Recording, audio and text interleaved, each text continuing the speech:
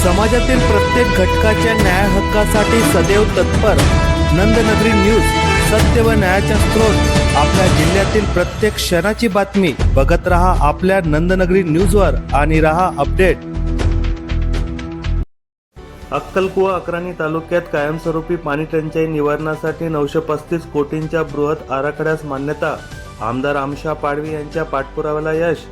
अक्कलकुवा व अक्राणी तालुक्यातील जलजीवन मिशन योजनेच्या बृहत आराखड्यास मान्यता देऊन योजनेच्या पूर्णत्वासाठी अतिरिक्त राज्य निधी उपलब्ध करून देण्यास राज्य मंत्रिमंडळाने मान्यता दिली असून योजनेच्या पूर्णत्वासाठी अंदाजित 935 कोटी 69 लाख रुपये उपलब्ध करून दिले जाणार आहे। या प्रस्तावित बृहत आराखड्याला मान्यता मिळाली यासाठी आमदार आमशा पाडवी यांनी सातत्याने पाठपुरावा केला। केंद्र शासनाने ग्रामीण भागातील प्रत्येक कुटुंबास कार्यात्मक नळ जोडणीद्वारे दरडोई किमान 55 लिटर प्रतिदिन सुरक्षित व गुणवत्तापूर्ण पिण्याचे पाणी उपलब्ध करून देण्याच्या उद्देशाने ऑगस्ट 2019 पासून संपूर्ण देशात जलजीवन मिशन कार्यक्रम सुरू केला आहे। त्यानुसार जलजीवन मिशन कार्यक्रमाची राज्यात अंमलबजावणी करण्यात येत आहे। आतापर्यंत केंद्र शासनाकडून ज्या प्रमाणात कार्यक्रमासाठी निधी उपलब्ध करून दिला जात होता त्या प्रमाणात राज्य शासनाकडून देखील वेळोवेळी निधी उपलब्ध करून देण्यात आले आहे। याबाबत आमदार आमशा पाडवी यांनी अधिक माहिती दिली। जय महाराष्ट्र। मान्य पक्षप्रमुख एकनाथराव शिंदे साहेब याच्या मार्गदर्शनाखाली धडगाव अक्कलकुवा मतदार क्षेत्रामध्ये जे मागे जलजीवन मिशनमध्ये जे योजना मंजूर केली होती आणि त्या योजनामध्ये जेव्हा 10 लाखाची योजना केली पण ते 200 कोटीपेक्षा जास्ती नाही असल्या कारणाने माझ्या या मतदारसंघामध्ये अक्कलकुवा अक्राणी मतदारसंघामध्ये ते योजनाचं पाणी देऊ शकत नाही आणि म्हणून आम्ही दुसरी योजना प्रस्तावित केली। ते योजना ताबडतोब कॅन्सल करा आणि योजना कॅन्सल करून दुसरी योजना आपण घ्यावे असं या राज्याचे मंत्री गुलाबराव पाटील साहेब त्यांच्याकडे आम्ही एक पत्र व्यवहार केली असताना आम्हाला आमच्या मतदारसंघामध्ये जो नर्मदा आहे आणि त्याच्या पाणी अफाटून आहे ना आतापर्यंत आम्हाला पाणी नर्मदाचा काहीच फायदा नाही आणि म्हणून आम्ही त्याच्यावर मागणी केली असताना महाराष्ट्र सरकारने आम्हाला खास करून जे आज जी योजना तरतूद केली आहे त्याची मान्यता भेटली आहे ते 935 कोटी एवढी मान्यता भेटली आहे। त्याच्यात या अतिदुर्गम भागामध्ये धडगाव अक्कलकुवा असेल या भागामध्ये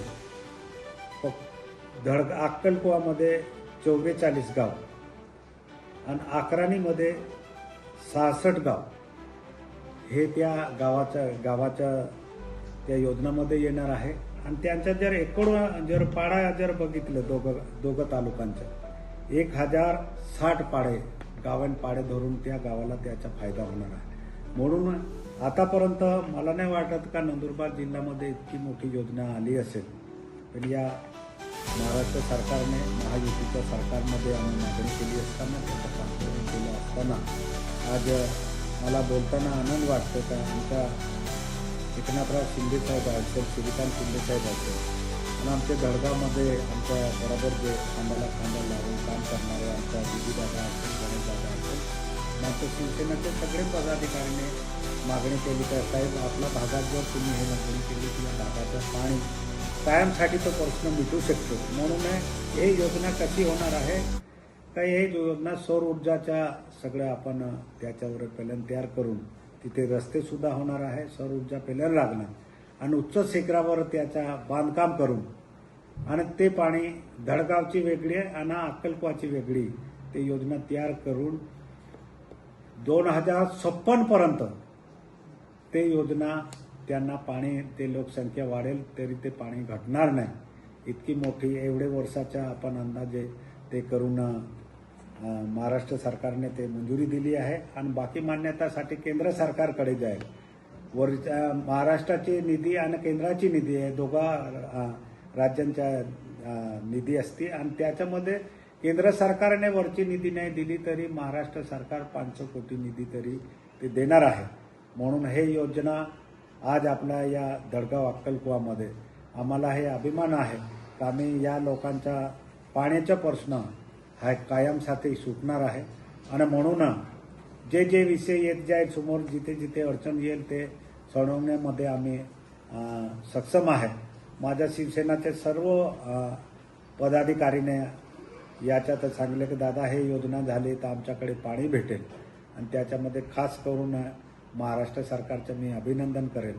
आणि त्याच्यामध्ये खास करून आमचा मुख्य नेता एकनाथराव शिंदे साहेब, श्रीकांत शिंदे, आणि ज्या योजनामध्ये खऱ्या अर्थाने आम्ही जेव्हा बोललो नंतर त्याला मान्यता भेटून देणारे आमचे गुलाबराव पाटील साहेब, त्यांचंसुद्धा मी अभिनंदन करेल की माझ्या जिल्ह्यामध्ये, माझ्या मतदारसंघामध्ये इतकी मोठी योजना, ही चांगली योजना आहे. आणि याच्याने आमच्या अतिदुर्गम भागामधले जे पाण्याचे प्रश्न आहे, जरी एवढे वर्ष लेट का नाही असेल पण तरी या लोकांना आम्ही पाणी देऊ शकू.